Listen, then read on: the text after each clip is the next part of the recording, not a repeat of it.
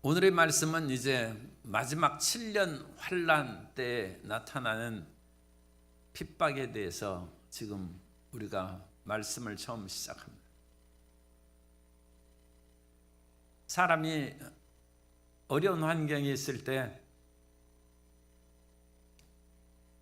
필요한 것들이 있습니다. 그것은 자기의 믿음을 지키고 그 믿음을 끝까지 다른 사람 앞에서 담대히 말할 수 있느냐 하는 그 문제입니다. 우리의 마음에 믿음이 있어도 표현하기가 어려울 수가 있죠. 사람이 짝사랑한다고 해서 사랑이 없는 것이 아니죠. 온갖 마음을 다하고 그야말로 목숨이라도 내주는데 그걸 표현을 못해. 그래서 가슴에만 품고 있으면 갑돌이가 분명히 나를 사랑하는 것 같은데 말을 안 해. 그래서 갑순이가 시집을 갔어요. 그러니까 갑돌이는 달 보고 우는 거예요. 그렇게 해서 무슨 소용이 있겠습니까? 그것을 표현해야죠. 요즘에 밤마다 눈이 내려가지고 이게 새벽 기도하는데 큰 지장을 초래하고 있어요. 그런데도 불구하고 눈이 와도 미소를 띄울 수 있는 것은 제설차가 해가지고 우리 교회의 앞마당과 저 밑에 경남 아파트 앞에까지 그걸 다 눈을 씌워놓으니까 교회까지 오는 데는 아무 걱정 없어. 그런데 교회 앞에까지 오는 데에는 아예 힘든 것이죠. 그래서 하나님을 사랑하고 하나님의 전에 나와서 모습을 보이려는 마음을 갖는다 할지라도 집이 너무 멀리 있으면 못 온다는 것입니다. 그래서 우리 성도 여러분은 될 수 있으면 이것도 될 수 있으면 교회 근처에 와서 사세요. 나이가 들수록 교회 근처에 와서 사셔야 됩니다. 그래서 이제는 차를 운전하기도 좀 불편하다. 걸어 다닐 수 있는 교회 거리에 있어요. 그래서 오늘날 이와 같은 세상적인 말로 하면 교회가 있는 곳에 집값이 올라야 돼. 왜 그러냐? 교인들이 다 그 집을 다 산다는 거예요. 교회 가까운 집을, 아파트를 다 사기 때문에 옛말에 천만매린이라는 그런 고사가 있어요. 훌륭한 이웃을 얻기 위해서 100만금의 돈을 주면 살 수 있는 것을 1100만금을 주고 샀다는. 그래서 1000만금을 더 줬다는 거예요.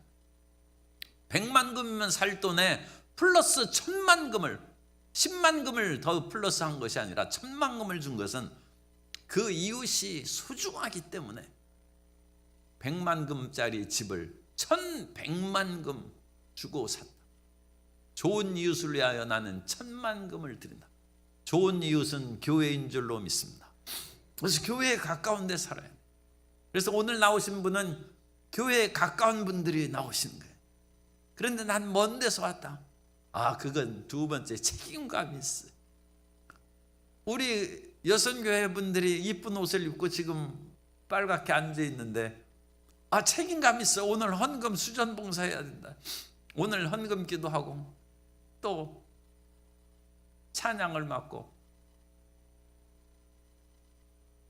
또 우리 중직자들은 장로님들과 안수집사님, 권사님들은 책임감이 있다. 그래서 오늘 같은 날은 집에서 그냥 기도하라고. 그런데도 가야 된다. 책임감 때문에 가는 거예요. 그리고 또 한 가지는 오늘 청년들이 있는 것처럼 물불을 가리지 않는 용기. 예수님 믿는데도 용기가 필요합니다. 그 눈길을, 그것이 내 앞길을 가로막지 못한다. 그래서 젊은이들에게 있는 사자와 같은 담대함과 용기가 세상을 변화시킨다. 요즘에 2030의 그런 젊은이들이 나라의 여러 가지 탄핵이라든지 그런 문제에 대해서 새로운 방향을 보이는 그런 경향이 있다고 그래요. 그러니까 당의 지지율이 확 변화되고 새로운 그와 같은 분위기가 보이는.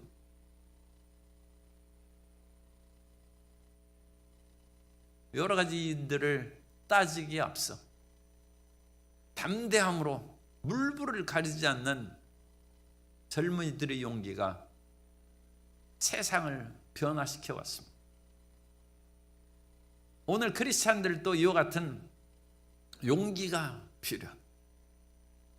지금 성전에서 예배하는 사람들을 잘 살펴보고 그 사람들이 성전 밖에서 하는 것은 개수하지 말라는. 성전 밖의 마당은 이방인들에게 준 것이고 그 성전 밖에 있는 그 모든 것들을 42달 동안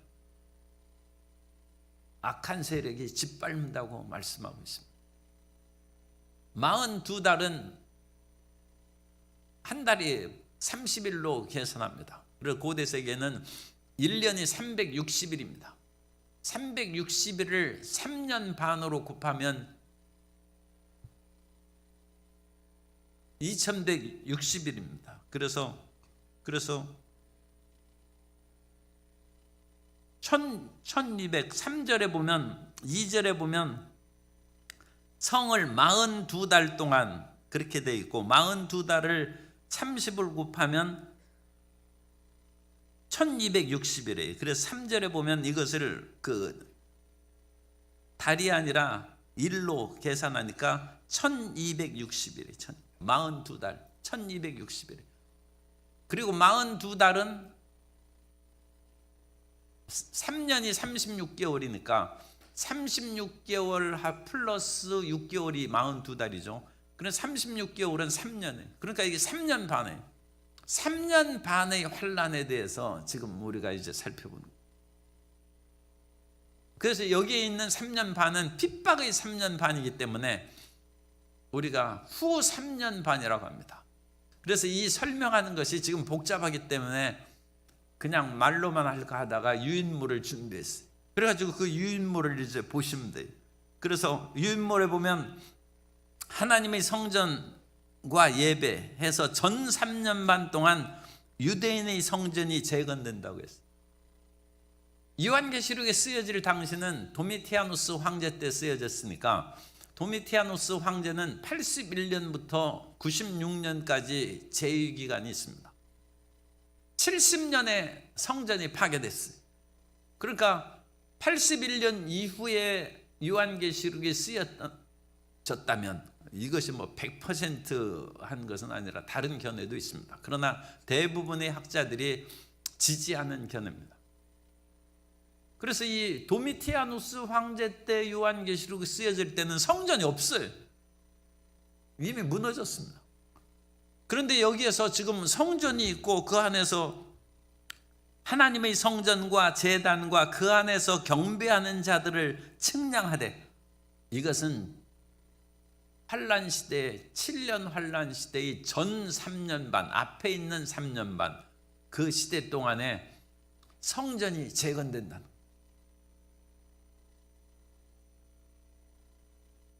세상에 기가 막힌 일들이 요즘에 많이 있죠. 그래서 트럼프가 자기가 미국 이것도 CIA 이게 조사가 된 미국 대통령이면 대통령이지 자기가 파나마 운하를 소유하고 그린랜드를 갖고 이번에는 가자 지구에 있는 200만 명을 다 이주시키고 그 땅을 자기가 점령하겠다. 무슨 일인지 알 수가 없어. 그런데 그런 약자와 소수 인권자들에 대한 강한 태도는 그건 별로 긍정적이지 못합니다.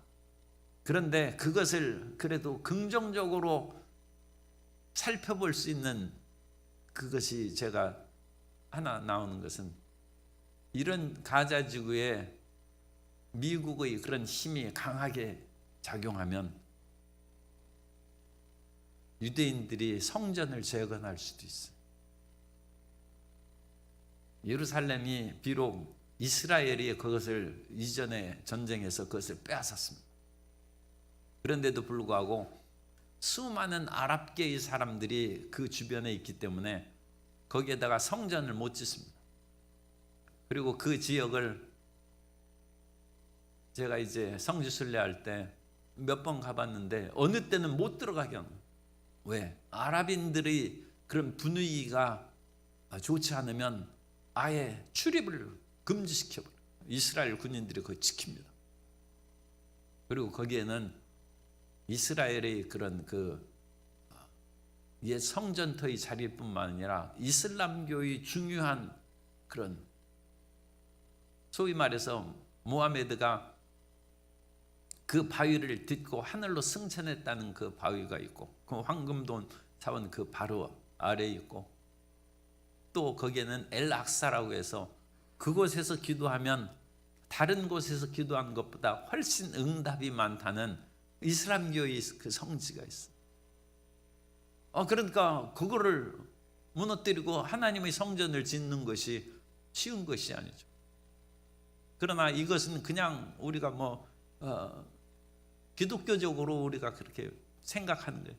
혹시라도 이런 가자지구나 그런 모든 지역에 미군의 강력한 힘이 거기를 점령하면 거기에다가 성전 재건하는 일을 할 수 있다. 어쨌든 세계 최강의 군사력을 누가 감히 대적하기 어렵죠.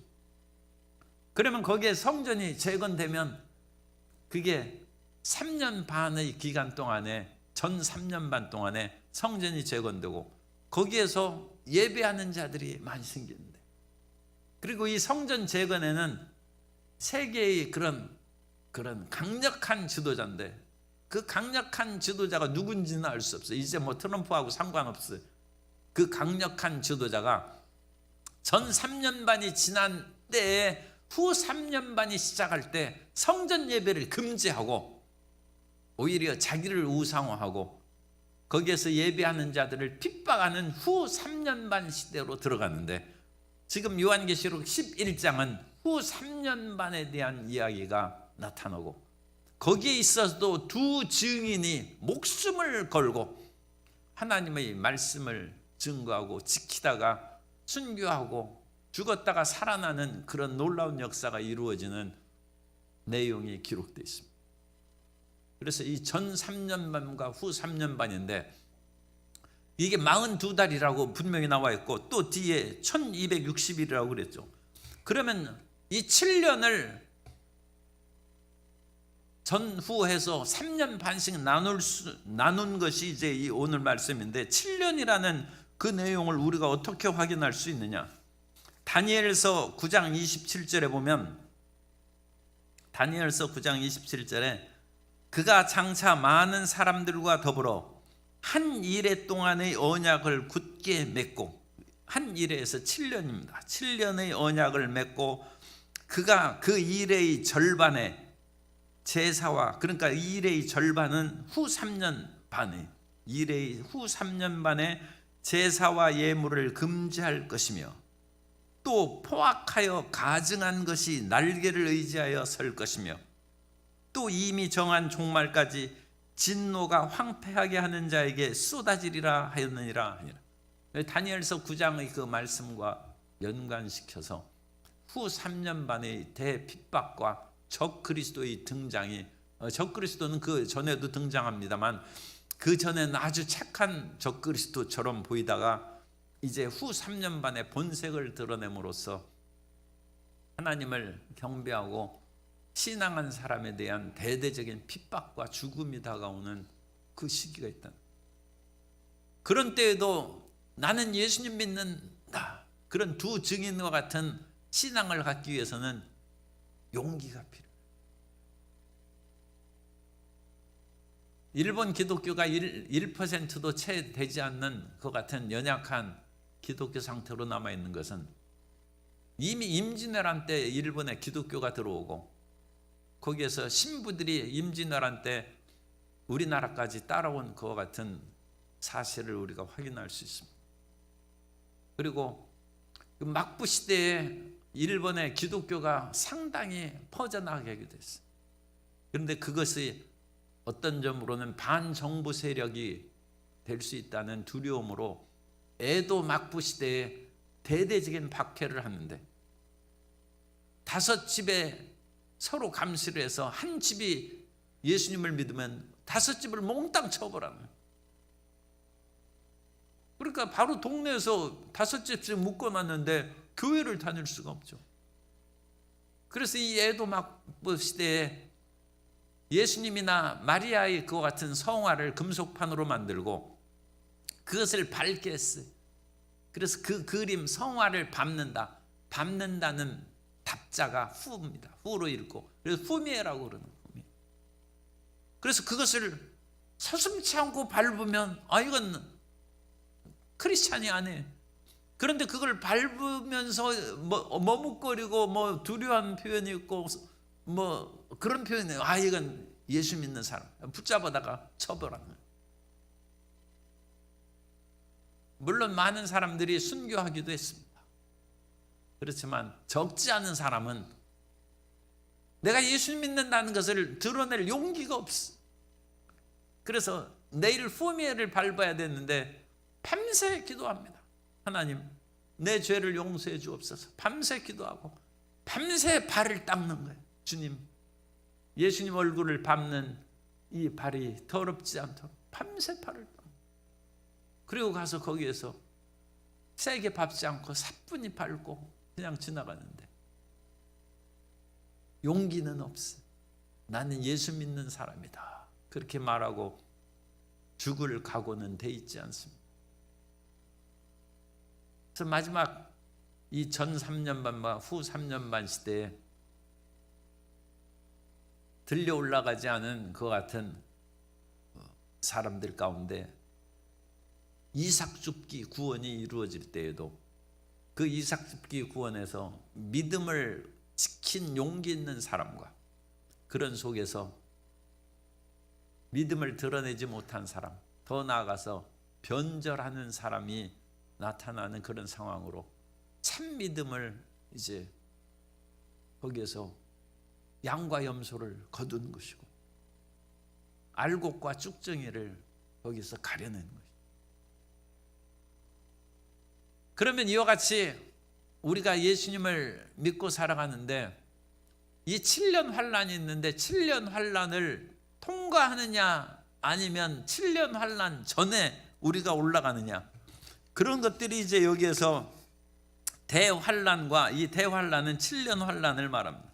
7년 환란과 재림이 있는데 이 7년 환란을 그 정점으로 해가지고 예수님께서 이제 환란이 끝날 때 재림하시죠. 재림하시는데 이 재림과 그 이 선후 관계에 대해서 전천설과 그 후천년설의 그런 여러 가지 다양한 신학적 견해가 나옵니다. 우리 유인물에 보면 이 대환란과 2번 재림에서 그 또 2번 대환란과 재림의 선후관계. 그래서 전천년설 중에서도 역사적 전천년설은 이건 주로 이제 전천년설은 주로 침례교의 세대주의적 침례교에서 주장하는 것이고 역사적 전천년설은 일부 장로교에서 주장하는 것입니다. 그래서 이 역사적 전천년설은 교회가 환란을 통과한다는 것입니다. 그리고 요한계시록을 준 것은 그 소수의 몇몇 사람을 위한 것이 아니라 크리스찬에게 주신 성경인데 크리스찬이 그것을 읽으라고 한 것은 환란을 통과하기 때문에 그것을 읽고 변절하지 말고 끝까지 믿음을 지키라는 교훈을 주기 위한 것이니까 환란을 통과한다는 것이 역사적 전천년설이고, 우리 세대주의적인 전천년설, 이건 우리 교단의 입장입니다만 우리는 환란 전에 예수님의 공중재림이 있다는 것입니다. 그래서 데살로니가전서 4장 17절에 그 후에 우리 살아남은 자들도, 먼저 죽어서 이제 천국 간 사람도 있고 우리 살아남은 사람들이 예수님 오실 때까지 살아 있으면 우리 살아남은 자들도 그들과 함께 구름 속으로 끌어올려간다. 그 휴거라고 이제 한자로 표현. 휴거되어서 공중에서 주를 영접하게 하시리니 그리하여 우리가 항상 주와 함께 있으리라. 그래서 우리가 끌려 올라간 그때부터 7년 동안 지상에서는 환란이 이루어지고, 그때 끌려 올라가지 않은 그런 사람들은 바로 옆에 친구가 정말로 휴거되어서 오늘날 없어졌어요. 나에게 전도하던 그 말대로 정말 이루어졌는가 보다. 그래서 그 사람은 그때부터 믿기 시작하는 거예요. 그 이삭 줍기 구원이죠. 그런 사람들이 이제 나타나기 시작하고, 그 당시에 특별히 대대적인 구원의 역사, 회심의 역사는 이제 이스라엘 유대인들의 그런 회심의 역사가 7년 환란 동안에 이루어진다는 그런 얘기입니다. 그렇게 해서 이제 우리가 이 상황을 얘기하고, 또 간략하게 이것은 천년왕국은 뒤에 이제 19장 20장에서 나옵니다만, 일단 천년왕국과 재림을 살펴보면 예수님의 재림이 있기 전에 천년왕국이 있다는 설과 재림한 후에 천년왕국이 있다는 설이, 이 두 가지가 있어요. 그리고 예수님이 재림 전에, 지금 예수님 재림 안 하셨죠? 그러니까 지금 이 시기가 천년왕국 시대예요. 여러분 지금 천년왕국 시대에 살고 있는 느낌이 듭니까? 어쨌든 그 예수님 재림 전에 있는 천년왕국설이 후천년설이라든지, 그러니까 천년왕국 후에 재림이 있다 해서 후천년설이에요. 그리고 아예 천년왕국은 없다는 것이 무천년설이에요. 그래서 이 천년왕국은 밀레니움이라는 그와 같은 헬라에서 번역한 라틴어를 사용하고 있는데, 그 밀레니움의 그 단어로 A를 붙이는 것은 없다는 뜻이에요. 아가. 그래서 어밀레니움은 무천년설이고, 거기에서 포스트는 후죠. 후천년설이고, 우리는 예수님 재림한 이후에 천년왕국이 시작되고 천년왕국이 끝날 때 마귀가 잡혀서 불못에 던져주고 마지막 흰 보좌의 심판이 있고 신천 새하늘과 새 땅의 영원한 세계로 들어간다는 것이 우리의 이제 역사적인 전개로 믿는 것입니다. 그래서 그것은 세대주의적인 것 같은 종말 견해다, 그렇게 이제 생각하시면 됩니다. 그래서 이 천년왕국을 어느 시기로 보느냐에 따라서 후천년설, 전천년설이 나와 있고, 우리 교단에서는 전천년설을 믿고, 전천년설 중에서도 역사적 전천년설이 아니라 환란 전에 우리는 휴거된다는 그와 같은 전천년설을 우리 교단에서 기독교 대한 하나님의 성에, 또 세대주의적인 침례 교단에서 그것을 믿고 주장한다. 그렇게 아셔야 되겠습니다. 그리고 중요한 것은 우리가 항상 깨어서 성령 충만하여 거룩하게 살면서 주님을 언제 어디서라도 부인하지 아니하고 용기 있게 주님을 믿고, 눈보라와 비바람이 다가와도 교회 가까이 살면서 끊임없이 교회 열심히 다니고, 또 될 수 있으면 우리 모든 분들이 지금 다 국회 청문회 국조위에 불려가는 것은 책임자들이 불려가죠. 그런 것처럼 우리도 책임감을 가지고 교회에서 봉사해야 돼요. 그래서 될 수 있으면 교회 직분 맡는 것을 꺼려하지 말고, 이 직분이 나를 하나님 은혜에 붙잡아맨다, 그렇게 생각합니다. 주의 은혜가 사슬되어서 나를 붙잡아매는 거예요. 그래서 어떻게 붙잡아매느냐? 직분을 받아야죠. 직분을 받고 교회 여러 활동에 열심을 함으로, 직분이 없었다면 저로부터 여러분 가운데 오늘 안 나올 사람들이 많이 있어요. 그런데 그런 직분이 은혜의 사슬이 되어서 우리를 끌어당겨서 하나님을 섬기게 한다는 것입니다. 그래서 항상 우리가 끼어 있으면 어떠한 그런 최후 종말의 역사가 전개될지라도 우리는 안심하고 영원한 주님 나라에 들어갈 수 있고 주님의 사랑받고 칭찬받는 하나님의 자녀가 될 줄로 믿습니다. 그러한 하나님의 은총과 축복으로 담대하고 평안하게 신앙생활하는 성도 여러분 되시기를 예수님 이름으로 축원합니다.